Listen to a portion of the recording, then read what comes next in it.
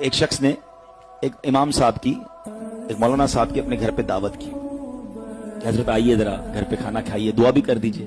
Drawing room میں بٹھایا اور کھانے پینے کا انتظام کرنے چلا گیا۔ کھانا وغیرہ کھا کے امام صاحب دعا کر کے چلے گئے۔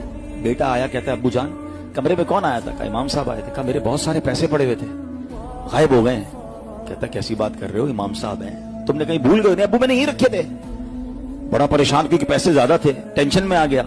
ابو کو سمجھایا، ابو کہ میں تو امام صاحب سے بات نہیں کروں گا، اتنی نیک شخصیت ہے، کوئی امام صاحب چوری کرنے تھوڑی آئے تھے، تم نے کہیں رکھ دیا ہوگا۔ کہتا نہیں ابو یہی رکھے تھے۔ بہرحال دل میں اس نے رکھی بات، پیسے زیادہ تھے، یاد تھے اس کو۔ 6 مہینے، سال بعد، 1 سال بعد پھر انہوں نے امام صاحب کی دعوت کی۔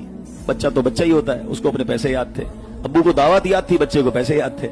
جیسے امام صاحب آئے تو ابو کھانا لینے گئے تو اس نے کان میں امام صاحب سے پوچھ لیا، امام صاحب ایک بات کہوں، ناراض مت ہوئیے گا۔ بولو بیٹا کیا مسئلہ ہے؟ کہا پچھلے سال بھی آئے تھے نا، میرے کچھ پیسے تھے، بڑے زیادہ پیسے تھے، آپ جب سے گئے وہ پیسے نہیں مل رہے، آپ ناراض مت ہوئیے گا، میں آپ کو کچھ کہہ نہیں رہا، آپ کو نظر آئے تھے۔ یہ سن کر امام صاحب رونے لگ گئے۔ اتنی دیر میں والد صاحب بھی آ گئے۔ بیٹے نے کہا میں نے امام صاحب سے پوچھا ہے، وہ تو رو رہے ہیں۔ کہا دیکھا میں نے کہا تھا نا تمہیں نہیں کرنا تھا، امام صاحب کو کتنا دکھ ہوا، آپ معاف کر دیں، ہم آپ کو چور نہیں کہہ رہے، بس یہ بچہ تھا اس نے پوچھ لیا۔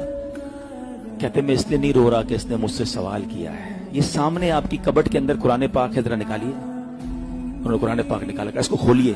وہ جلدان کے اندر لپٹا ہوا تھا، اس کو کھولا تو سارے پیسے اس کے اندر پڑے تھے۔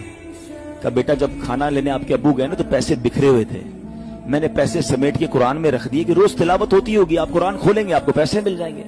میں رو اس لیے رہا ہوں کہ پورا سال ہو گیا ہے آپ کے گھر میں قرآن نہیں کھولا ہے۔ سچ بتاؤ یہ حال نہیں ہے ہمارا؟ موبائل روز کھلتا ہے، بلکہ کئی بار کھلتا ہے، نماز میں بھی جی جاتا ہے کھولنے کو۔ ابھی بیان کے دوران بھی کئی لوگ چیک کر رہے ہوں گے، چین نہیں آتا۔ نیا سافٹ ویئر آ جائے، نئی کوئی اپلیکیشن آ جائے، خود ہی ڈھونڈ کے اس کا ٹیوٹوریل بھی ڈھونڈ لیں گے، اس کو یوٹیوب پہ بھی سرچ کریں گے، 4 دوستوں سے بھی پوچھیں گے یار اس کے بینیفٹ بتاؤ، اس کا طریقہ بتاؤ، میں آ رہا ہوں تیرے گھر پہ بھائی، مل کے سیکھتے کیسے کرنا ہے۔ آج کل آرٹیفیشل انٹیلیجنس کا زمانہ ہے، کیسے سرچ کرنا ہوتا ہے، کیسے سب کر لیں گے۔